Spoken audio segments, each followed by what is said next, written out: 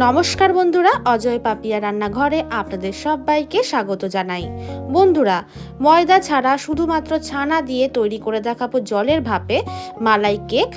এই কেকটা এতটাই খেতে সুস্বাদু হয় যে আপনাদের বলে বোঝাতে পারবো না। আর কেকটা তৈরি করতে খুব অল্প সময় লাগে আর খুব কম উপকরণেও এটা তৈরি হয়ে যায়। চলুন দেখে নেওয়া যাক আজকের রেসিপি। প্রথমেই একটা মিক্সিং জারের মধ্যে নিয়ে নিচ্ছি হাফ কাপ পরিমাণে ছানা। এই ছানার মাপটা আছে 100 গ্রাম। ছানার সাথে নিয়ে নিচ্ছি হাফ কাপ পরিমাণে সুজি, হাফ কাপ পরিমাণে চিনি।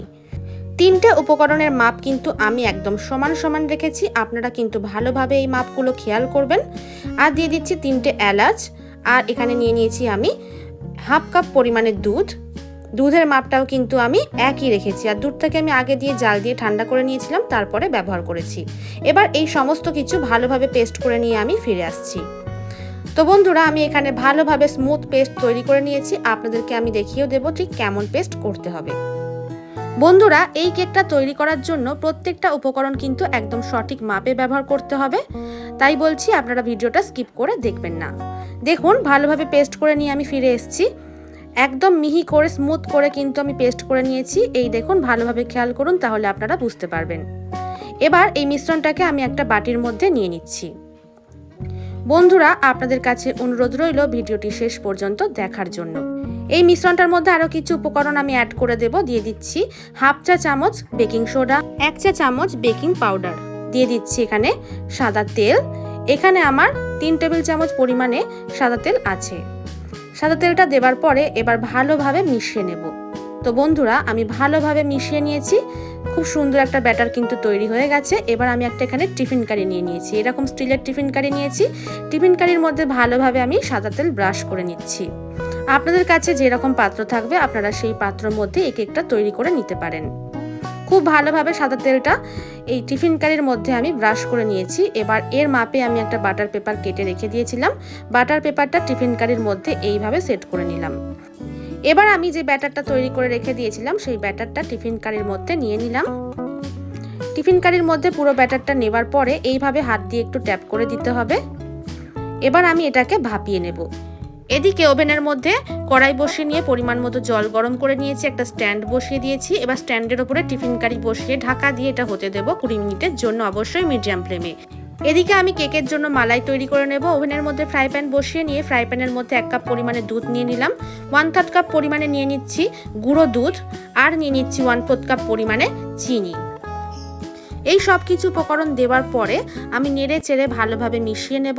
আর এইভাবেই নাড়তে নাড়তে মালাইটা আমি তৈরি করে নেব। অবশ্যই গ্যাসের ফ্লেম কিন্তু মিডিয়ামে রাখতে হবে। মিডিয়ামে রেখে আমি মালাইটা তৈরি করে নিয়েছি। দেখুন, মালাইটা যখন এইভাবে ফুটবে তখনই বুঝতে হবে মালাইটা তৈরি হয়ে গেছে। আশা করছি আপনারা দেখেই বুঝতে পারছেন। এই পর্যায়ে কিন্তু এটা নামিয়ে নিতে হবে। এদিকে আমি কয়েকটা আমন্ড জলের মধ্যে ভিজিয়ে রেখে দিয়েছিলাম। দেখুন, এবার আমন্ড বাদামের খোসাগুলো আমি ছাড়িয়ে নিচ্ছি। জলে ভিজিয়ে রাখলে কিন্তু খুব সহজে আমন্ড বাদামের খোসা ছাড়িয়ে নেওয়া যায়। দেখুন, এইভাবে আমি সবগুলো ছাড়িয়ে নেব। সবগুলো ছাড়িয়ে নেওয়া হয়ে গেছে। আর এদিকে কিন্তু 20 মিনিটও হয়ে গেছে। এবার ঢাকনাটা খুলে দেখাচ্ছি। দেখুন, জলটা কিন্তু অনেকটাই কমে গেছে। কেকটাও খুব সুন্দরভাবে তৈরি হয়ে গেছে। হাতের মধ্যে কিন্তু একটু ব্যাটার লেগে যাচ্ছে না। আপনারা চাইলে একটা কাঠি নিয়ে কিন্তু চেক করে নিতে পারেন। এবার কেকটাকে আমি কড়াইয়ের মধ্যে থেকে নামিয়ে ভালোভাবে ঠান্ডা করে নিয়েছি। এবার ছুরির সাহায্যে এইভাবে একটু সাইড দিয়ে এরকম করে নিচ্ছি।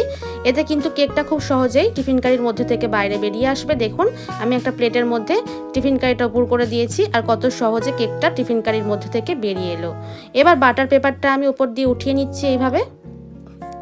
কেকটা কতটা সুন্দর দেখতে হয়েছে আর কতটা সুন্দরভাবে তৈরি হয়েছে আশা করছি আপনারা দেখেই বুঝতে পারছেন বন্ধুরা। এবার কাঁটা চামচের সাহায্যে এইভাবে একটু ফুটো ফুটো করে নিতে হবে। দেখুন, যেভাবে আমি করছি ঠিক এইভাবেই কিন্তু করে নিতে হবে। আর হ্যাঁ বন্ধুরা, আপনাদের কাছে অনুরোধ রইল, আপনারা কে কোথা থেকে আমার এই ভিডিওটা দেখছেন অবশ্যই আমাকে কমেন্ট করে জানাবেন। তাহলেই তো আমি আপনাদেরকে ধন্যবাদ জানাতে পারবো। কাঁটা চামচের সাহায্যে এইভাবে ফুটো ফুটো করে নেবার পর এবার যে মালাইটা আমি তৈরি করে রেখেছিলাম সেই মালাইটা এইভাবে কেকের ওপরে আমি দিয়ে দেব। মালাইটাও কিন্তু খুব সুন্দরভাবে তৈরি হয়েছে। দেখুন বন্ধুরা, ডিম ময়দা ছাড়া শুধুমাত্র ছানা দিয়ে জলের ভাপে যে এত সুন্দর একটা কেক তৈরি করে নেওয়া যায় সেটা কিন্তু ভাবলেই অবাক লাগে, তাই না বন্ধুরা? যতটা সুন্দর কেকটা তৈরি হয়েছে, যতটা সুন্দর দেখতেও লাগছে, খেতেও কিন্তু ততটাই সুস্বাদু হয় বন্ধুরা। যে আমন্ডগুলো আমি ছাড়িয়ে রেখে দিয়েছিলাম সেই আমন্ড বাদামগুলো এইভাবে গ্রেটারের সাহায্যে গ্রেট করে আমি কেকের মধ্যে দিয়ে দিয়েছি। আর কিছুটা পরিমাণে কিশমিশও আমি আগে দিয়ে কুচিয়ে রেখে দিয়েছিলাম ছোট ছোট করে। সেই কোচানো কিশমিশটাও এইভাবে আমি ডেকোরেশনের জন্য ওপর দিয়ে দিচ্ছি।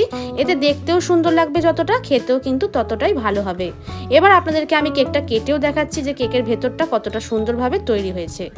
তাহলে বন্ধুরা, আমার আজকের রেসিপিটি ভালো লাগলে একটা লাইক অবশ্যই করে দেবেন, আর কমেন্ট করে জানাতে ভুলবেন না যে আপনাদের কেমন লাগলো, আর বন্ধুদের সঙ্গেও প্রচুর পরিমাণে শেয়ার করবেন। আর হ্যাঁ বন্ধুরা, আমার চ্যানেল নতুন বন্ধু হয়ে থাকলে চ্যানেলটিকে সাবস্ক্রাইব করতে কিন্তু ভিডিওটি শেষ পর্যন্ত দেখার জন্য অনেক অনেক ধন্যবাদ।